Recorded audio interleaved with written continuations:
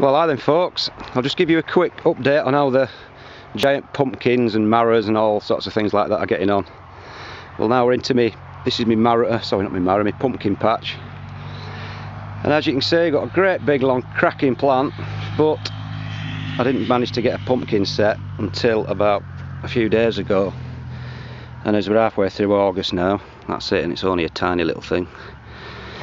So like I said, I grew this huge, great big plant, but never managed to get anything set early enough because of the weather, probably, the lack of warmth and such like. That's my second one, same thing with that. That looks a bit sicklier than the big one, but similar thing. And this is a little runt of the marrow plants.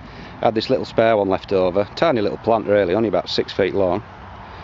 But that sent the marrow out. Marrows seem to pollinate really easily, so I'll just give you a quick size with my foot. It's not the biggest in the world, but considering on such a little tiny plant it's on, it's not so bad. Anyway, we'll go and see the proper monster over here now. Now, you can see I've put like a bit of netting up. That was initially because when it was thundering there was hailstones and everything, hailstorms, so I thought that would protect the leaves from the hailstorms, and also because it's been absolutely throwing it down. Big heavy raindrops, they can batter the leaves to death as well, so I've just kept it up actually. Seems to keep the wind down a bit, and it also stops any damage from the rain, and because it's clear, and I'll just bob underneath it, it doesn't keep any light out, any sunshine out. If you look through it there, so it doesn't shade it at all. Anyway, I've got 2 marrows on this plant because I only set this one about 2 weeks ago. This is a little baby one, so if I can get my foot in for a bit of scale, that's the baby one, which is probably about £20 now or so. I'll just put that on because just in case the big one decided to stop growing, at least I'd have one to go at. But anyway, it's kept growing, so anyway, we'll have a look.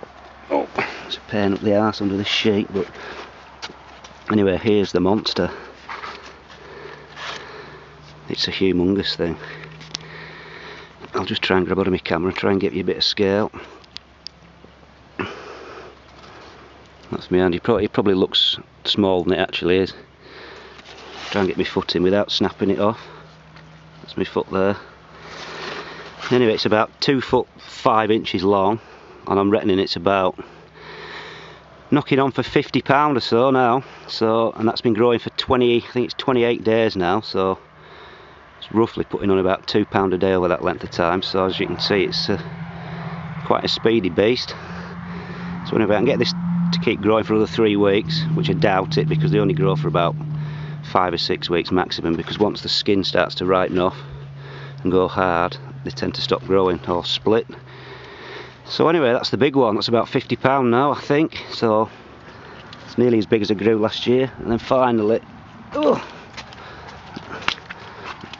have a look at these turnips, sorry, Swedes, but the trouble is they've gone to seed now. But they were a great big monstrous things, look. Huge things. Ugliest things you've ever seen in your life. I'll just get this other one, that's the same one as well, that's gone to seed, that's even bigger. Don't know how much they weigh. The huge, great ugly things. So that was a trial. I only got a couple of little plants, planted them out just to see. They've been quite interesting, but considering the world record, something like £100 for a Swede, quite a bit behind that. So that's about it folks, that's the old update on the marrow. Hoping to keep it growing for about another 3 weeks, and then maybe, just maybe, we might be able to get a £100-pounder, but I'm not guaranteeing it. I'm not banking on it. So that's about it folks, see you later.